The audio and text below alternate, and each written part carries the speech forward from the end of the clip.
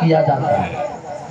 قاضی جب نکاح پڑھا رہا ہو اسی وقت وہ دولہے کے گھر والے وہ دولہا اگرچہ وہ نقدی وہ رقم ادا کر دے گے یا اس رات جس کو دنیا شب زفاف کے نام سے جانتی ہے یا آپ لوگ اپنی زبان میں اسے سہاگ رات کے نام سے جانتے ہو، اس رات میں وہ لڑکا اس مہر کو جا کر کے کیش ادا کر دے گے یا اس کے عوض کوئی اتنے قیمت کا زیور ہو اسے دے دے گے اور یہ کہہ دے گے کہ یہ تیرا مہر رہا، میں نے اسے ادا کیا، میں نے اسے تجھے دیا تو اسے قبول کر لے، اتنا کہہ دے گے تو اس کا مہر ادا ہو گیا۔ اور یہی ہے مہر معجل۔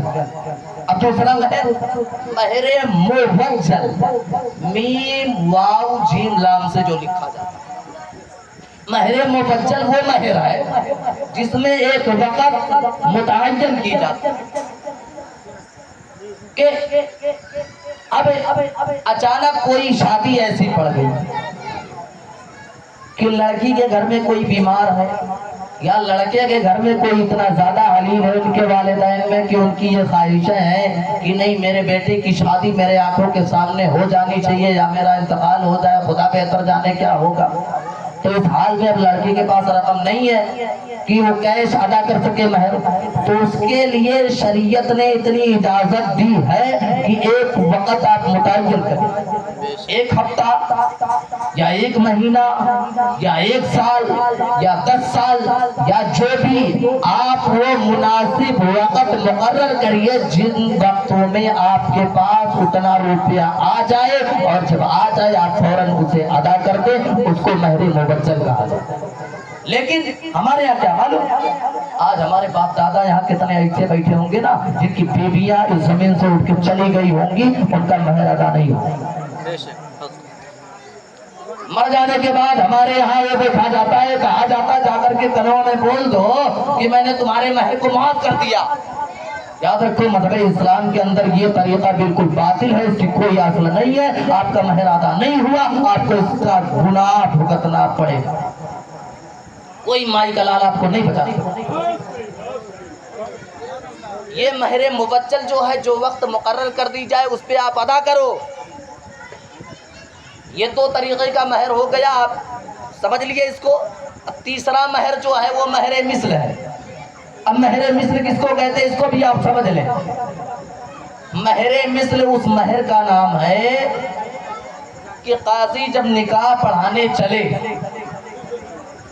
تو اس میں مہر کا تذکرہ کرنا بھول جائے یا اپنے رجسٹر میں اس بات کو نوٹ کرنا وہ بھول گیا کہ مہر نوٹ ہی نہیں کیا اور قاضی نے نکاح پڑھا دیا، مہر کا تذکرہ نہیں ہوا، اب سارے زمانے والے یہ کہیں کہ نہیں مہر کا تو ذکر ہی نہیں ہوا، کتنا مہر ادا کیا جائے، تو وہ لوگوں سنو مہر مثل کے بارے میں شریعت مطہرہ کی جو اجازت ہے، شریعت اس بات کو کہتی ہے کہ جس لڑکی کا نکاح پڑھایا گیا ہے اس سے بڑی بہن اگرچہ کوئی گھر میں تھی، اس کا نکاح اگرچہ ہوا ہے تو اس کا مہر جتنا بڑھا تھا اتنا ہی مہر اس کو بھی دینا آپ کے ذمہ واجب ہے۔ اور یہ لڑکے والے اس بات کو پتا کریں کہ اس کے بہن کا مہر کتنا بڑھا تھا، اگر بہن نہیں ہے اس کی زندگی میں تو اس کے پھوپھی کا مہر کتنا بڑھا تھا، اس زمانے کے مطابق اس مہر کو ادا کرے، اگر پھوپھی بھی نہیں ہے تو اس کی خالہ کی طرف آپ پلٹ کر کے جائیے، اس کے خالہ کا مہر کتنا بڑھا تھا اس کو دیکھیے، نہیں تو اس خاندان میں اس جیسی لڑکی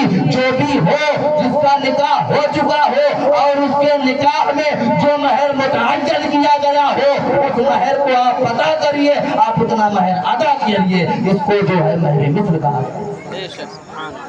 تو مہر یہی 3 طریقے کی۔ اب مہر کا مسئلہ کلیئر ہو گیا، اب گواہوں کا معاملہ آیا۔ صرف میں آج نکاح پہ ہی بات کروں گا، آدھے گھنٹے 45 منٹ جو بھی آپ جھیل سکتے ہو جھیلو۔ اب دوسری بات آئی گواہ۔ نکاح کے اندر میرے بھائی فرض تو ایجاب و قبول ہے، ایجاب و قبول کر لینے سے تو نکاح ہو جاتا ہے، لیکن گواہ کی کیا ضرورت ہے؟ کچھ لوگ کہیں گے مولوی صاحب اس زمانے میں تو جو فرض ادا کر لے گے تو سمجھ لو قرض سے بری ذمہ ہو گیا، اب گواہ کی کوئی ضرورت نہیں ہے۔ لیکن وہ لوگوں سنو، ہمارے مذہب اسلام نے اس بات پہ قید لگا رکھی ہے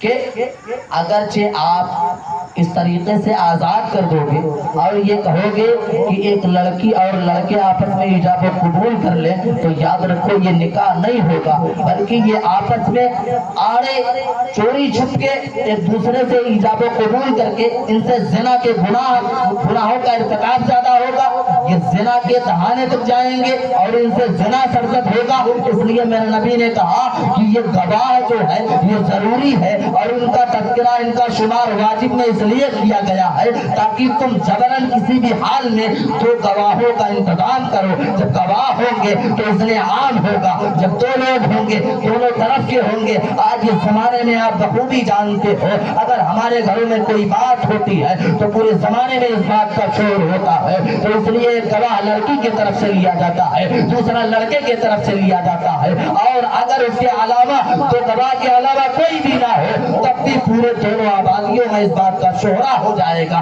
کہ فلاں کی بیٹی کا نکاح ہوا ہے، فلاں کے بیٹے کے ساتھ فلاں کی بیٹی کا نکاح ہوا ہے، دونوں میں اتنے عام ہو جائے گا۔ اور یہ چیز جو ہے مذہب اسلام کے اندر سب سے پسندیدہ عمل ہے، اس لیے نکاح کے اندر واجب کا دوسرا نمبر جو ہے وہ تو گواہ۔ اب گواہ کیسے ہونے چاہیے؟ گواہ ہمارے ہاں یہ دیکھا جاتا ہے کہ کوئی چاہے وہ داڑھی چھلائے ہوئے ہو، شرابی ہو، زناخور ہو، کچھ بھی ہو، اس کو اٹھا کر کے کہتے بھیا تم میرے بڑے بھائی ہو، تم گواہ بن جاؤ۔ یاد رکھو شریعت مطہرہ کا جو قانون ہے کہ سب سے پہلے آپ نمازی تلاش کرو، داڑھی والا تلاش کرو، متقی پرہیزگار تلاش کرو۔ کیوں؟ کیونکہ وہ آپ کے نکاح میں ایک طریقے کا شریک ہے، حصہ بنا ہوا ہے، وہ گواہ ہے۔ اگر وہ دل سے اس کے آمین کی صدا بلند ہوئی تو یاد رکھو اللہ رب العالمین آپ کے دل کی دنیا کو بدل دے گا۔ اس لیے جب گواہوں کا انتخاب کیا کرو، جب گواہوں کو منتخب کیا کرو تو آپ یہ ضرور دیکھا کرو کہ وہ سنی صحیح العقیدہ ہے کہ نہیں ہے، وہ مسلمان ہے کہ نہیں ہے، وہ نمازی ہے کہ نہیں ہے، اس نے داڑھی رکھا ہے کہ نہیں رکھا ہے۔ یہ ساری چیزیں دیکھ کر کے تب جا کر کے آپ گواہ کو منتخب کیا۔ اب کہو کہ مولوی صاحب اس زمانے میں تو 90% مسلمان طبقہ داڑھی موچ کا دشمن ہے، تو بھائی داڑھی موچ والا نہ ملے تو کم سے کم سچ بولنے والا ملے، سچ بولنے والا ملے۔ اتنا تو ہو سکتا ہے، ہر آبادی میں ایک آدھ دو فرد مل سکتے ہیں، تو ایسے لوگوں کا انتخاب اپنی نکاحوں میں آپ کرو۔ اب تیسری چیز آئیے سنت پہ چلتے ہیں۔ قاضی نے خطبہ پڑھا، شیرنی تقسیم ہو گئی، اب سب سے اہم مسئلہ ولیمے کا۔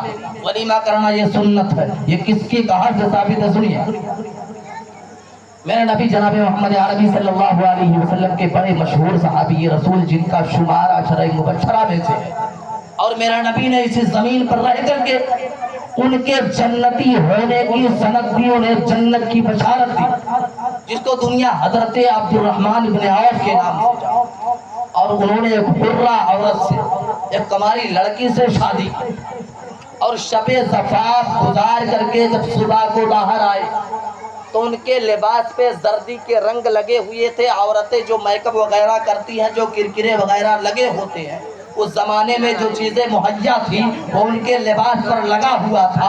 تو میرا نبی جناب محمد عربی صلی اللہ علیہ وسلم نے پوچھا کہ اے عبد الرحمن بن عوف، ذرا یہ بتاؤ تمہارے لباس پر، تمہارے بدن پر یہ زردی کیسی ہے؟ حضرت عبد الرحمن بن عوف رضی اللہ تعالیٰ عنہ نے فرمایا یا رسول اللہ صلی اللہ علیہ وسلم، میں نے کل کو نکاح کیا ہے ایک خاتون سے، میرا نبی نے مبارکبادی پیش کی ہے، اور اس کے بعد کہا ہے اے عبد الرحمن سنو، تم اب ولیمہ کرو، چاہے ایک ہی بکری ذبح کر کے کرو، چاہے چند افراد کو ہی کھلاؤ، لیکن تمہارے اوپر یہ ذمہ داری ہے، یہ لازم ہے تمہارے اوپر کہ تم اپنے اعزاء اقربا کو، اپنے گھر والوں کو ولیمے کی دعوت میں بلاؤ اور ان کی شرکت کرو، اور تم جو ہے ایک ہی بکری ذبح کرو لیکن ولیمہ۔ اس کے علاوہ آپ کہیں سے بھی ثابت کر دو، آج جتنا 4 لاکھ 5 لاکھ روپیہ پھکواتے ہو کہیں ثابت کرو، آئے کہیں سے؟ ہم نے نکاح کو اتنا مشکل بنایا ہے اس زمانے میں۔ یاد رکھو اگرچہ آج ہمارے معاشرے میں، اگرچہ آج ہمارے سماج میں زنا خوری کا پیراگراف اتنا زیادہ بڑھ رہا ہے، تو اس اس کے ذمہ دار کوئی اور نہیں ہے بلکہ ہم اور آپ ہیں مسلمانوں. یاد رکھو اگرچہ جس دن یہاں بیٹھا ہوا ایک ایک نوجوان یہ تہیا کر لے کہ انشاءاللہ الرحمن یہ نافذ آج سے یہ تہیا کرتا ہے, یہ ارادہ کرتا ہے کہ ہم اگرچہ نکاح کریں گے تو سنت کے مطابق کریں گے, فرمان نبوی کے مطابق ہم اپنی شادیاں کریں گے, ہم اپنی شادیوں میں کم خرچ کریں گے, سکون و اطمینان کے ساتھ چند افراد جا کر کے اپنی دلہن کو لے کر کے آئیں گے, ہم اس کے یہاں بہت زیادہ بارات لے کر کے نہ جائیں گے. یہ چیزیں جس دن یہ امت مسلمہ کو لوگ تہیا کر کے بیٹھ جائیں, یاد رکھو ان غریب امت کی بیٹیاں بھی ان کے ہاتھ بھی پیلے ہو جائیں گے جن کی عمریں نکلتی چلی جا رہی ہے اور یہ تمنائیں لیے ہوئے بیٹھی ہے کہ الہ العالمین کوئی بندہ ایسا ہوتا جو مجھ سے شادیاں کرتا. اس کی آہیں جو ہے اس کے ذمہ دار کوئی اور نہیں, اس کی جو آہیں نکلیں گی دلوں سے وہ ہمارے اور آپ کے اوپر آئیں گی. کیوں؟ کیونکہ ہم نے اور آپ نے اتنا دولت کمایا اس زمین پر رہ کر کے کہ اپنی اپنی بیٹیوں کو اتنا جہیز کا انتظام کیا کہ پورا سماج دیکھتا ہے, پورا معاشرہ دیکھتا ہے, پورا علاقہ دیکھتا ہے. جہاں سے بارات آتی ہے وہاں کے لوگ بھی کہتے ہیں کہ نہیں فلاں نے بڑا جہیز دیا تھا, بڑا قیمتی سامان دیا تھا, بڑا قیمتی زیور دیا تھا, بڑا قیمتی بڑی ہی قیمتی بائک دیا تھا, سارا کچھ ہم کرتے ہیں. یاد رکھو اگرچہ غریب امت کی بیٹیاں نہیں بیاہی جاتی تو اس کے ذمہ دار ہم اور آپ ہیں, اور ان سے اگرچہ زنا کے گناہ سرزد ہو رہے ہیں تو اس میں حصے دار ہم اور آپ ہی بنیں گے. آپ کہاں جاؤ گے؟ اس لیے ہر مسلمان یہ تہیا کرے, اس کی ذمہ داری ہے کم سے کم میں شادیاں کرو. اس گاڑی کی ویلیڈیٹی جس کی زندگی 15 سال ہے, جو لڑکی کے باپ نے خرید کر کے ہمیں جہیز دیا جس کی نیاد 10 سال ہے, ارے بھائی اس کی زندگی کی سب سے کٹھن, سب سے گاڑی, سب سے محنت اور مشقت والی کوئی کمائی تھی تو اس کی بیٹی تھی جس نے اٹھا کر کے تیرے حوالے کر دیا اور یہ کہا کہ میں نے اپنے سینے سے لگا کر کے پوری زندگی سے پالا ہے, میری پوری زندگی کی یہ کمائی ہے, یہ لے جا میں تیرے حوالے کرتا ہوں. اس سے بڑا جہیز کوئی نہیں ہو سکتا, اس سے بڑا ساز و سامان کوئی نہیں ہو سکتا. کیوں؟ کیونکہ جو جہیز لے کر کے جائے گا وہ 10 سے 15 سال گزارے گا, لیکن وہ لڑکی تیرے ساتھ پوری زندگی رہنے والی ہے. جب مر جائے گی تبھی تیرے ساتھ چھوڑے گی, اور جب زندہ رہے گی چاہے وہ ضعیفی کے عالم میں ہو, جوانی کے عالم میں ہو, بیمار ہو, لاغر و کمزور ہو, کسی بھی حال میں ہو, لیکن ہر وقت تیرا ساتھ دے. اس سے اچھا جہیز ہے کوئی نہیں؟ ہے کوئی اس سے اچھا جہیز بتا سکتا ہے کوئی؟ لیکن ہمارے یہاں بڑی برائی پھیلتی چلی جا رہی. اپنے آپ کو سنبھالو, خدا را اپنے آپ کو راہ راست پر لاؤ. آج کچھ لوگ کہہ دیا کرتے ہیں کہ میرے نبی نے حضرت فاطمہ کو جہیز دیا تھا, یہ ثابت ہے, حدیث سے ثابت کر دیں. کہتے ہیں نا, یاد رکھو میرے نبی نے حضرت فاطمہ کو جہیز کب دیا تھا, کیسے دیا تھا, یہ بھی سنو. اگر جو کہے اس کو جا کر کے بتانا کہ میرے نبی نے جب حضرت علی سے کہا اے علی کیا تمہیں فاطمہ پسند ہے, بس 5 منٹ اور برداشت کرو, اس کے بعد سلام. حضرت علی سے پوچھا اے علی یہ بتاؤ تمہیں فاطمہ پسند ہے, تو حضرت علی نے اپنے چہرے کو جھکایا اور اس کے بعد پھر جواب دیا ہاں ٹھیک ہے, جس میں آپ راضی ہیں اس میں میں بھی راضی ہوں. تو میرے نبی نے کہا اے علی اب تک تو ہم اور آپ ساتھ رہتے تھے, لیکن اب جب فاطمہ سے تمہارا نکاح ہوگا تو تمہارا گھر الگ ہوگا. اب جب گھر الگ ہوگا تو اس کے لیے ساز و سامان کا انتظام کرنا ہوگا, چارپائی کا انتظام کرنا ہوگا, بستر کا انتظام کرنا ہوگا, برتن کا انتظام کرنا ہوگا, غلے کا انتظام کرنا ہوگا, گھر کی رسی کا جو سامان ہوگا اس کا انتظام آپ کو کرنا ہوگا. میرے نبی نے حضرت علی کو جہیز نہیں دیا تھا, بلکہ حضرت علی جو ہے اس وقت ساتھ میں رہا کرتے تھے, تو جب ان کا نکاح فاطمہ کے ساتھ ہوا ہے تو میرے نبی نے کہا اے علی اب اپنے گھر کا انتظام جو ہے وہ تمہیں کرنا پڑے گا. تو میرے نبی نے علی کے گھر کا انتظام کروایا, ان کے گھر کے ساز و سامان کا انتظام کروایا, یہ سارا کچھ. اب اس میں بہت زیادہ مہنگی چیزیں نہیں تھی, مٹی کے چند برتن تھے, ٹوٹی ہوئی چٹائی تھی, چارپائی بھی نہیں تھی, ایک پانی کا مشکیزہ تھا, ایک آٹا پیسنے والی چاکی تھی جس کو ہم اپنی زبان میں جاتا کہتے, اس کے علاوہ بھی کوئی چیز تھی نہیں تھی میرے پاس. तो ये जहेज है। मैं आपसे कहता हूँ इस पर राजी होना तो खुदा का याद रखो, एक नहीं 10-10 सेट हर मुसलमान आपको दे देगा, 10-10 सेट देगा यार। और अल्लाह का शुक्र है कि हमारा आइज़ा दोस्तों अहबाब, हमारा रिश्तेदार इस लायक है, आज इस मुसलमानों के यहाँ रिश्तेदारियाँ इतनी मजबूत हैं अल्लाह के करम से कि वो एक नहीं 10-10 सेट आपको दे सकते हैं, अगर इसी पे आप अनाहत करो, इसी पे आप सब्र करो। लेकिन हमारे यहाँ क्या होता है कि जब तक भाई 3 लाख का जहेज ना ले जाए तब तक सुकून की नींद नहीं है। ऐसा लगता है ये बेटा पैदा करके एरोप्लेन बनाए हुए है, इससे ज्यादा कीमती जेवर इसके पास कोई नहीं है, इससे ज्यादा कीमती सामान कुछ नहीं है इसके पास। अरे मेरा भाई इतना ही कीमती है तो उसकी कीमत तो लड़की वालों ने बता दिया ना क्या है, उसकी कीमत यही 4.5 लाख 5 लाख रुपया है जो तूने पैदा करके जवान किया, सब कुछ किया और लड़की वालों ने उसे खरीद लिया। और जो वही जहेज लेकर के लड़की आपके घर में जाती है तो वही वालिदैन जो कहते हैं कि जो लोग अपनी बेटी को देंगे तो जहेज के सामान में एक गिलास होता है, उस गिलास से पानी पीना भी उन बुजुर्गों को मैसर नहीं है, इसलिए मांगते हो। क्या पड़ी है आपको, क्या फायदा है उससे आपको।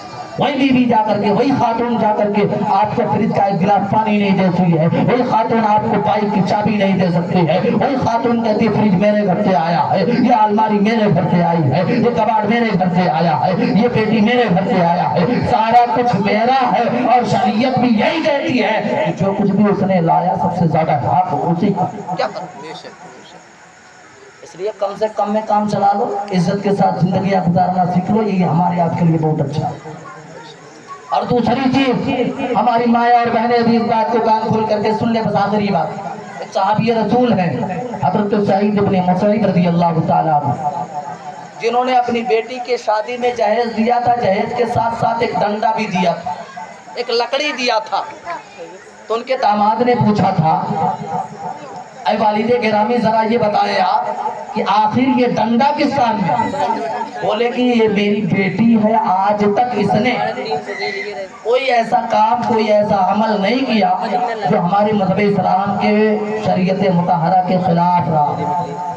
अगरचे ये तुम्हारे हुक्म की तामील ना करे, तुम्हारी बातों को ना माने, मज़हब इस्लाम के खिलाफ ज़बान दराज़ी करे या कोई ऐसे गुनाह का काम करे कि जिसको तुम अपनी नज़र में अपने ज़हन के एतबार से गुनाह समझते हो, तो ये डंडा, ये छड़ी, ये लकड़ी मैं आपको इसलिए दे रहा हूँ कि आप इससे मेरी बच्ची की तंबीह करना, इससे जो है उसको सजाएं देना ताकि जो है वो राह रास्त पर आ जाए।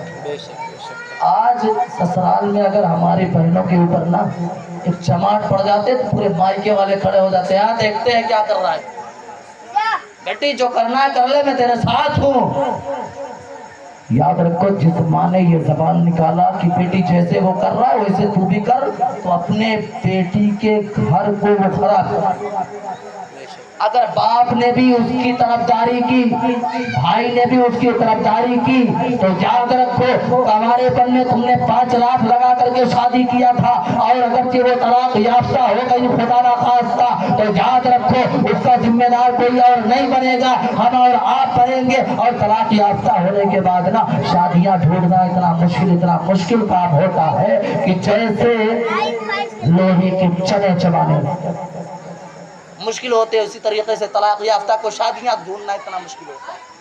तो कंवारे के आलम में अगरचे हमने इतना बेहतर शादी किया हुआ है तो अनबर हर जिंदगी में है। क्या आपके वालिदैन में तकरार नहीं हुई है? क्या हमारी जिंदगियों में लड़ाई झगड़े नहीं हुए? सबसे बेहतरीन खातून वो है, सबसे बेहतरीन बीवी वो है जो अपने शौहर के हर उयूब को, हर बुराई को, हर परेशानी को छुपाए, उससे पर्दापोशी करे। और आज ने इसको इस तरीके से कहा है, हुन्ना लिबासुल लकुम व अंतुम लिबासुल लहुन्न, मर्द औरत के लिए लिबास है और औरत मर्द के लिए लिबास है। अगर जिस मर्द में कितनी ही कमी हो, औरत की जिम्मेदारी है उसके गुनाहों पर पर्दा। और यही हाल मर्दों का भी है कि तुम्हारी बीवी को अगर से रोटी पकाना भी नहीं आता ना, तुम्हारी जिम्मेदारी है बैठ करके ना उसके हाथ को पकड़ करके रोटियां पकाना, उसके बताना, ये तुम्हारी जिम्मेदारी है। अब कहोगे कैसे? तो हजरत आयशा सिद्दीक़ा रज़ियल्लाहु ताला अन्हा जो उम्मुल मोमिनीन है, तमाम मोमिनों की मां मानी जाती है, जब वो रोटियां गूंथती थी ना, मेरा नबी खुद आटे को गूंथा करते थे मोहब्बत की बुनियाद। اور میرے نبی نے یہ کہا کہ میاں بیوی کے درمیان اتنی محبتیں تو ہونی چاہیے کہ اگر بیوی روٹیاں بنا رہی ہو تو شوہر آٹا گوندھ سکے, اگر بیوی آٹا گوندھ رہی ہو تو شوہر روٹیاں بیل سکے. اتنی محبت جب ہوگی تو یاد رکھو طلاق کے پیراگراف انشاءاللہ الرحمن اس دنیا سے ختم. تو یہ چیزیں کیسے آئیں گی؟ جب ایک دوسرے کو جھیلنا سیکھیں گے یہ لوگ, ایک دوسرے کو برداشت کرنا سیکھیں گے. اپنے کانوں میں روئیاں تیل ڈال لینا, کوئی کچھ بھی تمہارے سسرال میں بولے تو تم زبان مت کھولنا. یاد رکھو اگر 2 سے 3 سال کا عرصہ گزار لیا تم نے تو پوری آبادی پہ راج کرو گی, پورے علاقے والے اس بات کو کہیں گے اگرچہ بہو ہے کسی کی تو فلاں کی ہے, اگرچہ بیوی ہے کسی کی تو فلاں کی ہے, اگرچہ بیٹی ہے کسی کی فلاں گاؤں کی ہے. اس میں تمہاری آبادی کی بھی عزت رہی, تمہارے شوہر کی بھی عزت رہی, تمہارے خاندان والوں کی بھی عزت رہی. یہ غرض ہے کہ تمہارے پورے اعزا اقربا کی عزت برقرار رہے گی. اور خواتین اسلام سنو, یہ عزت و آبرو یہ آپ کے ہاتھ ہے, یہ آپ کے گھر والے, آپ کے بھائی, آپ کے والدین جب آپ کا نکاح کرتے تو یاد رکھو تمہارا حامی و مددگار خدا کے بعد اگرچہ کوئی ہے تمہارا شوہر ہے, تمہارا ہمدرد کوئی ہے تمہارا شوہر ہے, تمہارے زندگی کا ہم سفر کوئی ہے تو تمہارا شوہر ہے. تمہارے شوہر سے زیادہ حق تم پر اب کسی کا نہیں. اس لیے وہ جو کہے اس کی حکم کی تعمیل کرو, چاہے جیسا کرنا پڑے, لیکن یہ ضرور اتنی تمیز ہمارے اندر ہونی چاہیے کہ وہ جائز تھا. شریعت مطہرہ کے مطابق وہ بہتر ہوا, اچھا عمل. تب اگرچہ کوئی شوہر یہ کہے کہ نہیں میں شراب پیتا ہوں تو اسے شراب نکال کے دے, تو یہ گناہ کا کام ہے, اسے نہ کچھ بھی کرنا پڑے گا. اگر وہ کسی کو گالی دینے بولے تو نہ دعا, کیونکہ گالی دینے کا گناہ ہر انسان جانتا ہے. تو خدا را میں بہت زیادہ آپ سے باتیں نہیں کروں گا, کیونکہ میں دیکھ رہا ہوں شاید آپ کے بھوک کی وجہ سے آپ کی جان بھی منہ کو آ رہی ہے, تو اس لیے میں بھی چاہتا ہوں کہ آپ بھی آزاد رہو, میں بھی آزاد رہوں. تو الہ العالمین ہم تیری بارگاہ میں دعا کرتے ہیں پروردگار عالم, ہم نے جو کچھ بھی بیان کیا کہا, بولنے میں کہنے میں کسی قسم کی آمدن خطان سہو لفظ سے کوتاہی غلطیاں ہوئی ہو, مولا اپنے فضل و کرم سے معاف فرمائے. اس پر ہمیں اور